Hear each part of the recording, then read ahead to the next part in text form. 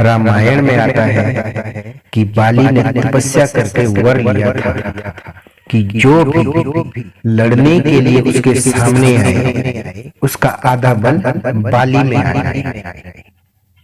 इसी कारण जब भी सुग्रीव उससे लड़ाई करने जाता पराजित होकर लौटता। इस तरह बाली की शक्ति हमेशा बढ़ जाती जबकि उसके दुश्मन की ताकत क्षीण हो जाती। रामचंद्र जी महाराज को इस भेद का पता था।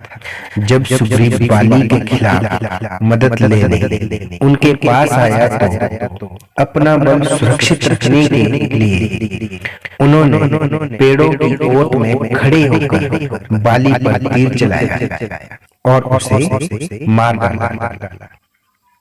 मरते समय बाली ने रामचंद्र जी महाराज से कहा, मैं बेकसूर था, मैंने आपका कुछ नहीं बिगाड़ा था। अब इसका हिसाब आपको अगले जन्म में देना पड़ेगा। सो अगले जन्म में रामचंद्र जी कृष्ण महाराज बने और बाली भील बना। जब कृष्ण महाराज महाभारत के युद्ध के बाद एक दिन जंगल में पांव पर पांव रखकर सो रहे थे तो भील ने दूर से समझा कि कोई हिरन है, क्योंकि उनके पैर में पद्म का चिन्ह था जो धूप में चमक कर हिरन की आंख जैसा लग रहा था।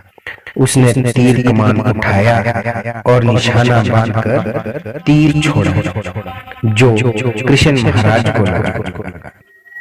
जब भील अपना शिकार उठाने के लिए पास आया तो उसे अपनी भयंकर भूल का पता चला। दोनों हाथ जोड़कर वह श्री कृष्ण जी से अपने घोर पाप की क्षमा मांगने लगा।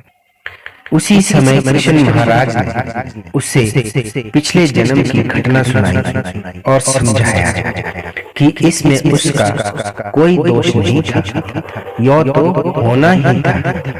उन्हें अपने कर्मों का कर्जा चुकाना ही था। तो इसलिए कर्मों का कानून अटल है, कोई भी इससे बच नहीं सकता, चाहे वो अवतार या पुरुष ही क्यों ना हो।